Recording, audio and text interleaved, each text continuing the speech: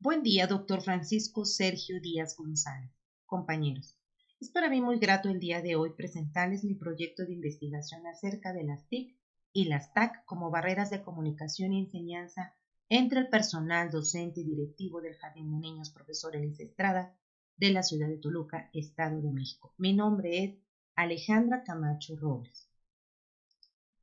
Dentro del proyecto de investigación retomaré el capítulo 1, problema de investigación, capítulo 2, marco teórico, capítulo 3, marco metodológico, el capítulo 4, las conclusiones, las referencias bibliográficas y los anexos. En cuanto al planteamiento del problema, se suscitó el confinamiento por el COVID-19. Esto trajo muchos cambios, principalmente en el sector educativo en cuanto a las formas de enseñanza. Como nos tomó de alguna manera desprevenidos, causó cierto caos en la comunicación y en las estrategias de enseñanza de los docentes y de los directivos. Principalmente en el Jardín de Niños Profesor Elisa Estrada de Toluca, Estado de México, se suscitaron muchos conflictos, dado que nosotros como directivos teníamos que ser los mediadores entre lo oficial y el docente, lo cual llevó o generó distintos problemas de comunicación, de interpretación, y en la que los alumnos de alguna manera no lograban centrar su atención en las planeaciones que enviaban las docentes. Por lo tanto, me planteé dos preguntas. La primera de ellas es: ¿la falta de conocimiento de las TIC y las TAC propicia que el personal docente y directivo no tenga una comunicación eficaz ante la mediación del oficial y las necesidades específicas del contexto? Y el desconocimiento de las TIC y las TAC son factores que imposibilitan a las docentes para diseñar estrategias digitales de enseñanza. De acuerdo con el planteamiento del problema, se generaron objetivos de investigación. El objetivo general, que es detectar cuáles son los factores que inciden en que el personal docente y directivo del Jardín de Niños Profesor Elisa Estrada de la ciudad de Toluca no utilicen las TIC y las TAC como mediación entre lo oficial y lo contextual, en función de la comunicación y la enseñanza a distancia. Y sus objetivos específicos, que son dos: reconocer las variables que dificultan la funcionalidad del proceso comunicativo mediante el uso de medios digitales entre personal docente y directivo, e identificar las causas profesionales, personales y de conectividad que influyen en las docentes para la utilización de las TIC y las TAC en el diseño de estrategias de enseñanza a distancia. Ahora bien, ¿por qué realizar esta investigación? Bueno, pues la educación tenía que continuar. Las estrategias estaban dadas por parte de la Secretaría de Educación y por parte del docente. La preocupación era cuál era la mejor forma para que los chicos siguieran aprendiendo. En esta educación a distancia nos generó muchos retos. Las acciones que se implementaron estuvieron principalmente, como ya lo dije, a cargo de la Secretaría de Educación Pública, y las estrategias que la propia docente generaba al conocer el contexto de sus alumnos, lo cual diversificaba dichas estrategias y la intervención educativa se hizo aún más difícil para ellas.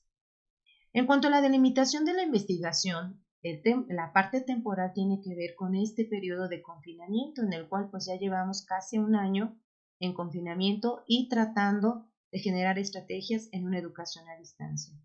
El espacial contempla este jardín de niños que está ubicado en la ciudad de Toluca y en la cual son 6 docentes, las cuales tienen distintos años de servicio, desde las que tienen más de 30 años a 2 compañeras que acaban de egresar de la escuela normal. En cuanto a la parte metodológica, se retoma la postura epistemológica, hermenéutica e interpretativa. El método es el fenomenológico y el diseño participativo, y las técnicas, la observación y el cuestionario. En el capítulo 2 del marco teórico, los antecedentes, aunque no hay como propiamente esto de las barreras de comunicación en la enseñanza a distancia, porque es una nueva situación que estamos viviendo con el COVID-19, se seleccionaron 3 tesis doctorales, en la cual la primera tiene que ver con las tecnologías digitales en la docencia universitaria, barreras para su integración. La segunda, usos, creencias y actitudes sobre las TIC en los procesos de enseñanza-aprendizaje del personal académico de un centro público de investigación. Y la tercera, que tiene que ver con la comunicación y la interacción en contextos virtuales de aprendizaje. Cada una de ellas, de alguna manera, retoma la parte en la que el docente, como pionero en esto de los cambios tecnológicos, tiene que enfrentarse a diversas situaciones en las que se ponen en juego tanto la parte emocional, la parte económica, profesional, personal, para que ellos puedan incluir esas tecnologías y desarrollar las habilidades digitales. En el marco conceptual, se definieron algunos elementos que eran necesarios para dar claridad a la investigación, para que cobrara sentido el contexto de la información que se estaba manejando. Algunos de ellos son canales de comunicación, barreras de comunicación, educación a distancia, educación virtual, educación en línea, TICs, competencias digitales docentes, TAP, entre otros. Retomando las bases teóricas, se contemplaron las psicológicas y las sociales. Dentro de las psicológicas, a Vygotsky, desde un enfoque sociocultural, dado que la importancia postulado de él es que todos aprendemos de manera colectiva, aprendemos de nuestros pares, y dado que aquí se enfoca a un colectivo, es de ahí que con precisión se retomó esta teoría de Vygotsky. En cuanto a las sociales, se contemplaron las teorías de la comunicación colectiva de Niklas Luhmann, las teorías de la comunicación colectiva con un enfoque funcionalista de Paul Lazarsfeld, teoría de la acción comunicativa de Habermas. Dentro de ellos, básicamente de lo que trata es tanto del inicio o del surgimiento de los medios de comunicación masiva, en donde una de sus prioridades era hacer que mucha gente comprendiera el mensaje que se transmitía a través de una televisión, de un radio, de un teléfono. Y posteriormente el impacto que tiene desde arriba a todas aquellas personas que van escuchando y que tiene que ver con un sentido funcionalista. De ahí la importancia que nosotros lo retomemos porque de alguna manera interfiere en la comunicación. En cuanto al marco metodológico, el paradigma que se eligió fue el cualitativo, dado que su diseño es flexible y este tipo de investigación permitía que fuéramos al principio, regresáramos en medio y finalmente hiciéramos modificaciones en el transcurso de la investigación. El diseño de la investigación es no experimental, que son eventos que ya sucedieron sin manipular ningún elemento. Aquí se retomó todo el tiempo al colectivo docente y directivo sin manipular la información que se iba obteniendo. La postura epistemológica es la hermenéutico-interpretativa, dado que el conocimiento de construcción es subjetiva y continua que da sentido a la realidad de investigación como un todo. Todas las aportaciones, todo lo que se suscitó dentro de la investigación tuvo un impacto en el mismo sentido que cobró la investigación. En cuanto al método, es el fenomenológico, que se centra en la interpretación de los fenómenos tal y como se presentan en la persona. Aquí pues se analizó perfectamente bien lo que es la realización, la implementación, las estrategias que utilizaba el docente y el impacto que tenía principalmente en la enseñanza a distancia en sus alumnos.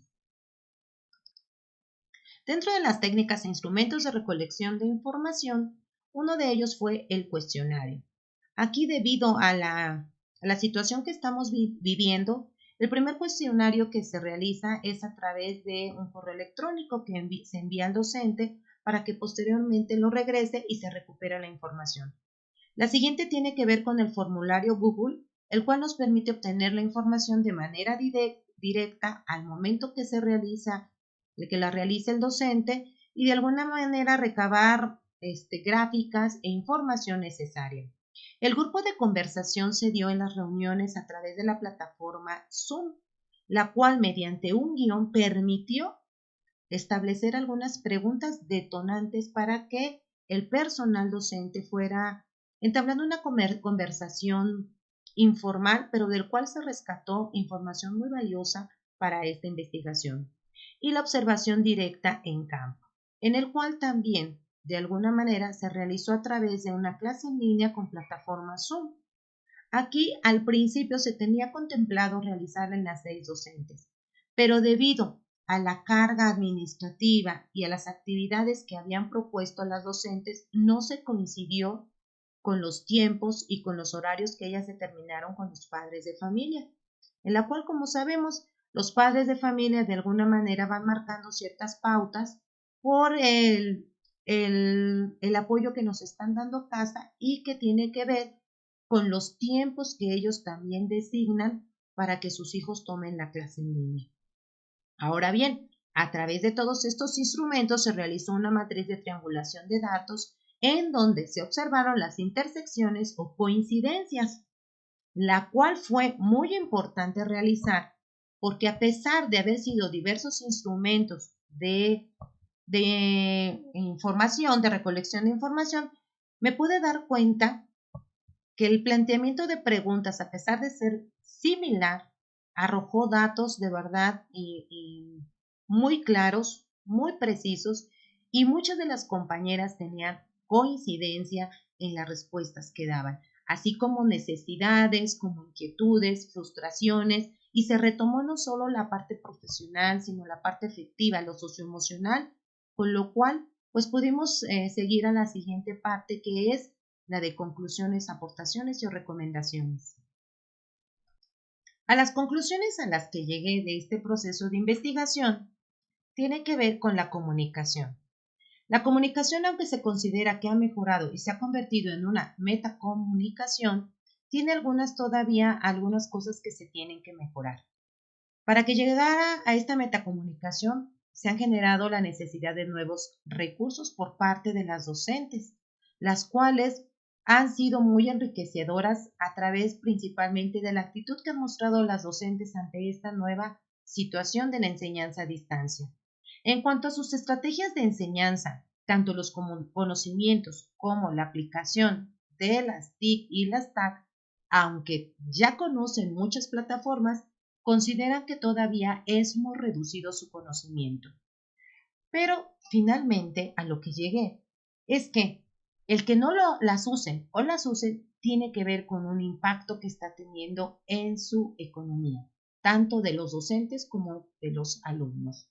Porque la mayoría de las plataformas que son adecuadas para la enseñanza de los alumnos preescolares tienen un costo. Al principio son gratis, pero ya si se requiere de hacer otras adecuaciones o de otras actividades requieren un costo. Entonces, al consultar este tipo de plataforma, las compañeras se dan cuenta que pues va mermando su economía y los padres de familia, lamentablemente en la comunidad en la que se realizó en esta investigación, es una comunidad de alto contagio. Por lo tanto, pues sí ha habido severos problemas en cuestión de la economía. Otra cosa es que se desconoce el software educativo propiamente del nivel preescolar. Otra de ellas son problemas técnicos referidos a la conexión, la cual les corta continuamente la información. Las sugerencias o recomendaciones que yo aquí hago es, primero, que puede ser esto un preámbulo para realizar nuevas investigaciones sobre el conocimiento y la viabilidad de plataformas y recursos digitales propios para el nivel preescolar y el desarrollar y consolidar una competencia digital del personal docente y directivo para dar de alguna manera respuesta a la educación a distancia. Algunas de las referencias que se retomaron: Arias, Azuero, Campos, Gurdián, Hernández, Huerta, Sabino, la Secretaría de Marina, Taylor, Vargas, entre otros. Algunos de los anexos que aquí contemplo son los resultados del formulario Google, que nos da algunas gráficas, el guión de conversación, el guión de la clase en línea y algunas fotografías sobre las clases en línea que se observaron. Agradezco mucho su atención.